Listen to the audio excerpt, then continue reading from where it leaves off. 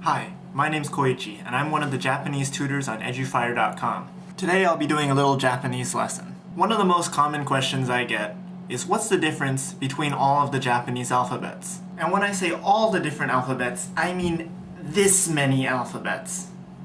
Well, more like this many. There's 4 alphabets. Kind of like the Subway commercial, right? $5, 4 alphabets, 4 alphabets. Really suck. That was lame. So anyways, yes, there are 4 alphabets. There's Romaji, hiragana, katakana, and everyone's favorite, kanji. You like that? But what's the difference between these 4 alphabets? First one, Romaji, is very easy if you're an English speaker, because it looks like this. Yeah, it's the English alphabet. So basically all it is the English alphabet. Used phonetically, it can spell Japanese words, and Japanese use this a lot for international type things like in passports or certain ID cards. On top of that, you'll see a lot of parts of advertising with Romaji writing in it as well. You'll also see acronyms like NATO, for example, and you'll even see a lot of times that numbers are written in Romaji. So you'll see the 1, 2, 3, 4, etc. written just like that. Easy, right? Good. Because now's where I start crushing your confidence. So let's move on to hiragana. Hiragana is kind of like the English letters of the alphabet. Each letter of the hiragana alphabet has a sound that goes with it. What makes it different from, say, the English alphabet is that oftentimes each character will consist of a consonant and a vowel put together. For example, this character right here sounds like ka, K-A. If you listen to someone speaking Japanese, you'll notice that almost every consonant is followed by a vowel. For example, let's think of Japanese words you might already know. The word sake, which is rice wine, is S-A, consonant vowel, K-E, consonant vowel again. How about let's look at sushi?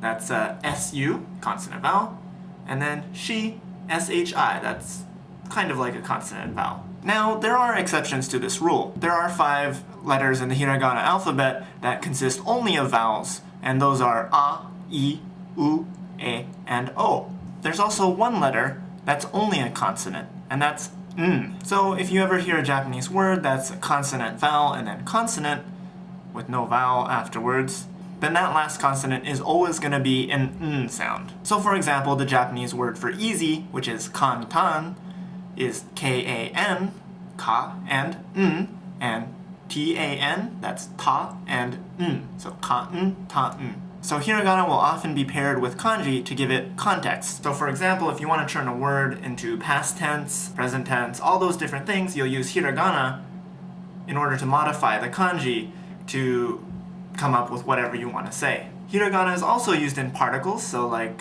in English that would be words like is, am, are, if, in. So hiragana always represents the particles, and it's often used for words that don't have a kanji or where the kanji is too difficult for most people to read. The best way to be able to tell hiragana apart from one of the other alphabets is, of course, to learn it. This is the first thing I suggest that all beginners of Japanese start. Learning hiragana will get you well on your way to reading. It also teaches you all the sounds that make up the Japanese language, and if practiced correctly, will help you with pronunciation in the long run. Katakana, on the other hand, not quite as important to learn right away, but something that you want to look into later. Katakana is being used with more and more popularity within the Japanese language, but it's still mostly hiragana and kanji. Still, let's talk about katakana a little bit. Katakana is mostly used for foreign words and names. So, for example, if your name was John, that would be written in katakana. Katakana and hiragana have the same exact sounds, they're just written differently. Katakana is also used for words for things that were introduced to Japan that they didn't have before. For example, the word sweater in Japanese uses the Japanese sounds and it sounds like seta. Other words written in katakana might include patoka, stressu, McDonald's, and etc. etc. Katakana is also commonly used on animals for some reason. Even if the word is in Japanese, they'll still use katakana a lot of times. Plants, oftentimes food, and onomatopoeias. Japanese love onomatopoeias. What sound does a dog make? Wong wong wong. What sound does a cat make? Nya nya nya. What sound does a video blogger make who's just lost all his self-respect?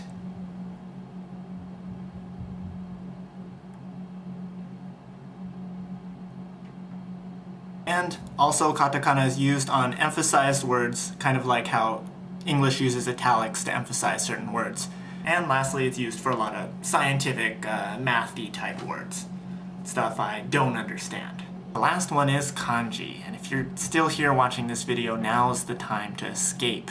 I mean, for kanji, they don't even know how many characters there are. We have a nice and easy, 26-letter alphabet in English, whereas kanji could be in the tens of thousands. But luckily, you only need, just 2,000 to 3,000 to get by comfortably. I'm just kidding. It's hard at first, but it does get a lot easier.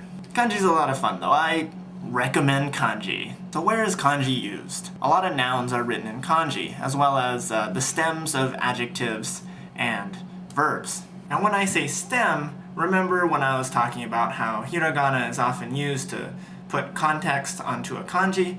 Well, the kanji is used for the meaning, and the hiragana attached to it gives you the context of that kanji. So the stem is basically the first part of that word that's made of kanji and hiragana, and so the stem part of that word is everything before the hiragana part that modifies it and gives it context. So basically just the first part of those words. And of course, kanji is used for Japanese names. You won't see any Western names written in kanji, despite what a lot of stupid websites will tell you. Don't click on those learn your name in kanji ads. All they pretty much do is take letters, English letters out of your name and just have a kanji that corresponds to that letter and pretty much gives you a random name that could mean anything. Great, so that's my lesson on Japanese alphabets. If you want to start learning Japanese, I definitely suggest that you start with hiragana. It's boring, it takes a long time, but really in the long run it'll help you learn the Japanese language a lot quicker. Make sure you find a resource that plays audio, I know there's a lot of them on the web, of all the hiragana so that you know how to pronounce each one, which will help you with your pronunciation. And when you're learning to write it, make sure you do follow the stroke order. Even though sometimes you might not feel comfortable following the stroke order, it really does help with handwriting, which is pretty important. Alright, thank you very much, and please let me know if you have any questions. Until next time, thank you, and see y'all later.